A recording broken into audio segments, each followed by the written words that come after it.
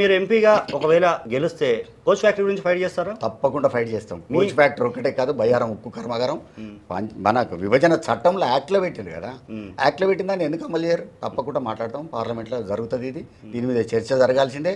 ఇక్కడ తెలంగాణ రాష్ట్రానికి ఇవ్వాల్సిందే హక్కు అది. 6 గ్యారెంటీలు కాంగ్రెస్ పార్టీ చెప్తుంది ప్రజలకు వెళ్ళడానికి 6 గ్యారెంటీలు. ఒక్క గ్యారెంటీ ఫుల్ఫిల్ చేసినా మీరు చెప్పుండ్రు, ఎవరైనా చెప్పండి, ప్రజల దగ్గర పోదాం. ప్రతి మహిళలకు సంబంధించింది ఒకటి ఇచ్చిండ్రు. మహిళలకు సంబంధించిందల్లా ఒక బస్సు తప్ప బస్సులకు కూడా కొత్త బస్సులు పెట్టినటువంటి పరిస్థితి లేదు. బస్సులు ఎక్కువ చేయాలి, ఎందుకంటే ఎక్కువ ప్రయాణికులు మహిళలు కనుక వచ్చంటే ఎక్కువ బస్సులు పెట్టాలి. ఆ బస్సులు చేయలేదు. తర్వాత ప్రతి మహిళకు 2500 ఇస్తామన్నారు. ఇంట్లోనే మహిళలందరూ లెక్క కట్టుకుంటారు కదా, 3 మహిళలను మనకు నెలకు 7500 వస్తాయి అంటారు. ఇచ్చిందా మరి? ఇవ్వలేదు. రుణమాఫీ 9వ తారీఖు నాడు 2 లక్షలు మీరు తెప్పించుకొని తర్వాత పోతే ₹1,00,000 రుణమాఫీ అయిన వాళ్ళు కూడా మళ్ళీ బ్యాంకులో పోయి తెచ్చుకొని 2 లక్షలు రాగానే చేస్తున్నటువంటి ముఖ్యమంత్రి అయిందా? అమలు కాలే. కాబట్టి 6 గ్యారెంటీలు అమలు కాలే. గ్యారెంటీల పేరు మీద ఈ రాష్ట్రంలో కాదు వేరే ఎక్కడ కూడా వాళ్ళు చేసినాయన్ని గ్యారెంటీలు అమలు కాలే. రాహుల్ గాంధీ గారితో కూడా ఒక తప్పుడు మాటలు మాట్లాడిస్తారు. మేము అన్ని 6 గ్యారెంటీలు ఫుల్ఫిల్ చేసినాం అనేటువంటి ఒక్క గ్యారెంటీ కూడా చేయలేదు ఇక్కడ. తర్వాత కాంగ్రెస్లో ఒక్క కాంగ్రెస్ ఉండదు, 2-3 కాంగ్రెస్లు ఉంటాయి. ఒక కాంగ్రెస్ బీజేపీ పంచన చేరుతుంది అది. ఎందుకంటే బీజేపీ పంచన జరిగిన అనేక కాంగ్రెస్ కార్యకర్తలు తెలుసు మాకు. అనేక మంది కాంగ్రెస్ పేరు చెప్పుకొని గెలిచినటువంటి ప్రజాప్రతినిధులు పోయేటువంటి సందర్భాన్ని మనం చూసినాం. తర్వాత కర్ణాటక రాష్ట్రంలో మొన్న వడగొట్టిన ప్రభుత్వాన్ని, మధ్యప్రదేశ్లో వడగొట్టిన ప్రభుత్వాన్ని కాంగ్రెస్ ఎమ్మెల్యేలను కొనుగోలు చేశాయి కదా. కాంగ్రెస్కు ఓటేస్తే వాళ్ళు అమ్ముడు పోతారు ఫస్ట్.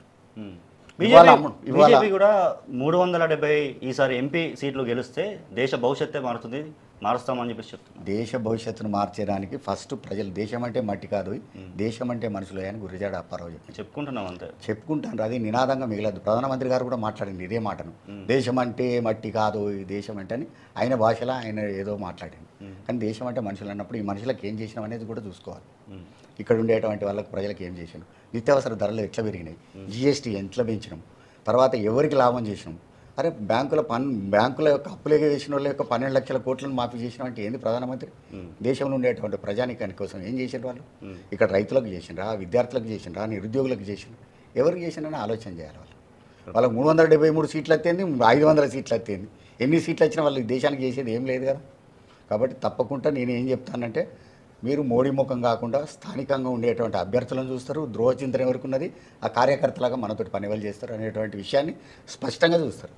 ఓకే, మీ ప్రత్యర్థులు ఇద్దరు పబ్లిక్లోకి వెళ్తున్నారు, ప్రచారం చేస్తున్నారు. మీరు ప్రచారం మొదలెట్టారా? మరి ప్రచారం నడుస్తూనే ఉన్నది. నా ప్రచారం మౌత్ పబ్లిసిటీ నడుస్తుంది. నేను ప్రచారంలోకి పోయినా అరే వాళ్ళు జనాలకు పోతేనే ఇవాళ రేపు మనకి ఆదరించే వాళ్ళు. జనాలకు పోతే డబ్బులు ఇస్తే కొంతమంది ఉంటారు. కానీ మొన్న ఎన్నికల్లో చూసినాం డబ్బుల పాత్ర పెద్దగా పనిచేయదు. డబ్బులు ఉన్నా డబ్బులు లేకపోయినా ప్రజలు తప్పకుండా ఆదరించే వారిని ఆదరిస్తారు. ఎవరేంటిదో కూడా మరి సుధీర్ కుమార్ గారి దగ్గర డబ్బులు ఉన్నాయా? రేపు ఎలక్షన్లో అంటే ఎంతో కొంత కావాలి కదా. ఎంతో కొంత తప్పకుండా ఉంటాయి. ఉండకుంటే ఎన్నికలకి ఎట్లా పోతాం మనం? సంపాదించరా మరి? నేను ఏం సంపాదించదలుచుకోలేను, నా సిద్ధాంతం కాదు. నేను సంపాదించకపోయినా ప్రజలకు అవసరం ఉన్నంత మందం, ఎన్నికలకు అవసరం ఉన్నంత మందం ఖర్చు చేస్తాను. ఓకే, మొత్తానికి అయితే ప్రచారం ఇంట్లో నుంచి చేస్తారు. పబ్లిక్లోకి ఎప్పుడు వెళ్తారు? పబ్లిక్లోకి వెళ్ళి వచ్చిన ప్రస్తుతం గ్రౌండ్ లెవెల్లో నిన్ననే వెళ్ళి వచ్చిన. పర్వతగిరి మండలానికి పోయినాము. అక్కడ కార్యకర్తలతో మీటింగ్ పెట్టుకున్నాము, వచ్చినాము. ఇక మన హరీష్ రావు గారు మొట్టమొదటిసారి పార్లమెంటుకు సంబంధించిన నియోజకవర్గ స్థాయి మీటింగ్ కూడా కండక్ట్ చేసిండు. కాబట్టి తప్పకుండా బీఆర్ఎస్కి వెళ్తుంది ఇక్కడ. ఓకే, ఏం చెప్తారు ఫైనల్గా మీ పార్లమెంటు నియోజకవర్గం ప్రజలకు అందరికీ కూడా నేను విన్నవించేది, వరంగల్ పార్లమెంట్లో ఉన్నటువంటి ప్రజలందరూ, మీరందరూ ఒక చారిత్రాత్మకమైన నిర్ణయం చేయాలి. ఎవరేంటిదో నిర్ణయం చేసుకున్న తర్వాత ఎవరు ప్రజల కోసం పనిచేస్తారు, ఎవరు ప్రజా కంటకులుగా మారినరు, ప్రజల ఆస్తులు ధ్వంసం చేసినటువంటి చరిత్ర, ద్రోహచింతన ఎవరికి ఉన్నదో చూసుకొని ఆ ఓటు వేస్తారు.